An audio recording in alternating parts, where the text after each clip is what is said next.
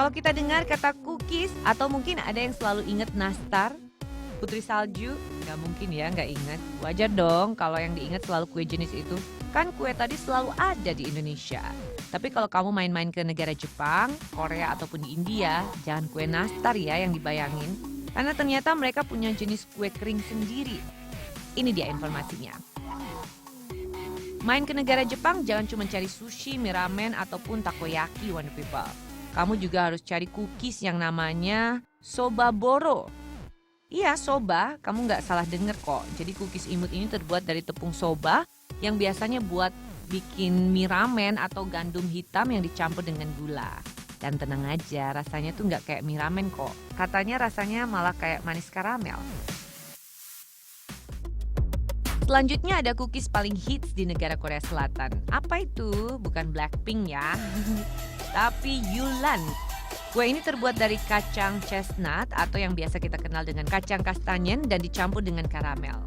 Uniknya kue cantik ini ternyata nggak dipanggang loh, tapi direbus, Wonder People. Katanya dulu Yulan cuma boleh dikonsumsi oleh kalangan menengah ke atas dan bangsawan di Korea Selatan. Tapi seiring berjalannya waktu, semua masyarakat juga sekarang bisa menikmati. Berikutnya ada cookies dari mantan suamiku, Shahrukh. Ngarep ya Mbak Ogi.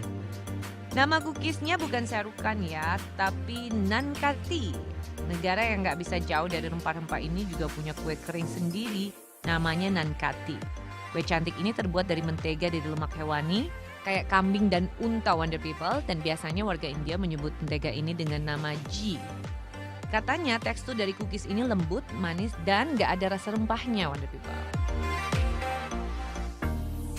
Ada yang suka masak terus dikasih bumbu lada hitam? Pasti suka lah ya.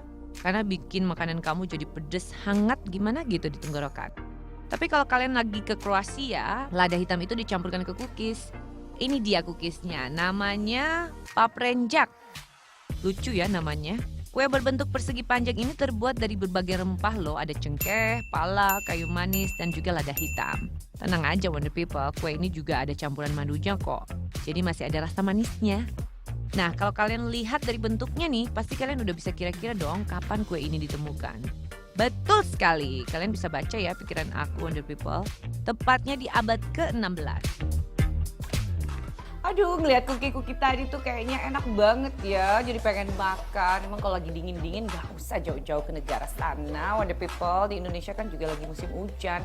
Emang paling enak nih makan cookies dicelupin sama kafe.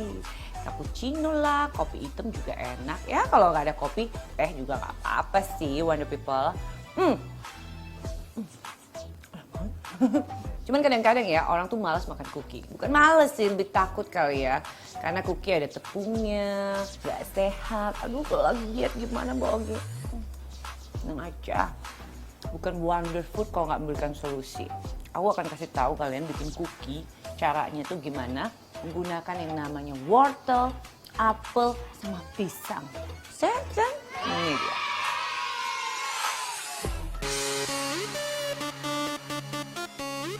Wortel yang biasanya kita buat bahan sup sayur atau salad ternyata bisa diolah jadi cookies dengan rasa yang enak, Wonder People. Bahan dasarnya juga hampir sama dengan resep cookies pada umumnya.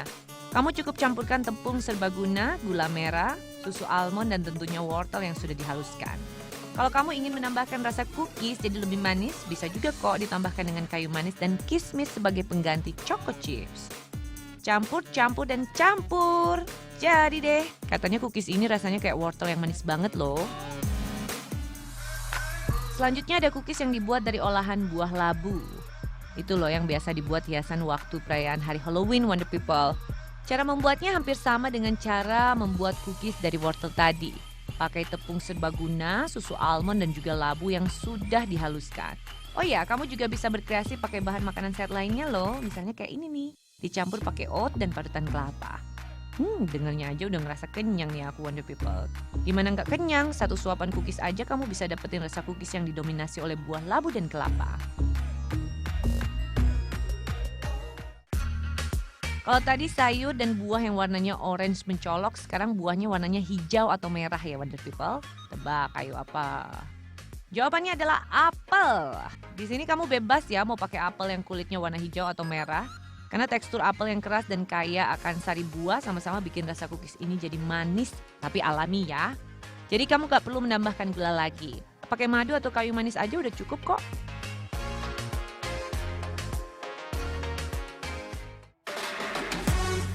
Buah warna orange sudah, hijau juga udah. Ayo, buah warna apa lagi yang belum? Kuning kali ya? Apalagi kalau bukan buah pisang. Tekstur pisang yang lembut dan rasanya yang manis cocok banget ya buat diolah jadi cookies. Di sini aku mau ngasih tips milih buah pisang buat Wonder People nih. Untuk mendapatkan rasa manis yang kuat, pilih buah pisang yang ada bintik hitamnya. Karena justru pisang yang kayak gitu tuh sudah mencapai kematangannya. Nah, kalau kematangannya sudah pas, pasti rasa manis dari pisang itu akan dominan secara alami.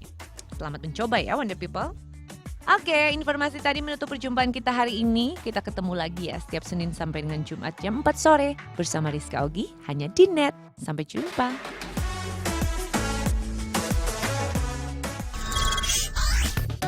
Diet yang bermanfaat dan aman bagi penderita jantung. Apa ya? Gimana cara kerjanya? Tak mau dong kelewat Wonder resepinya? Jangan lupa dicatat ya. Tepung kanji dapat dijadikan bahan pengganti tepung hunkwe, namun ada beberapa hal yang perlu diperhatikan.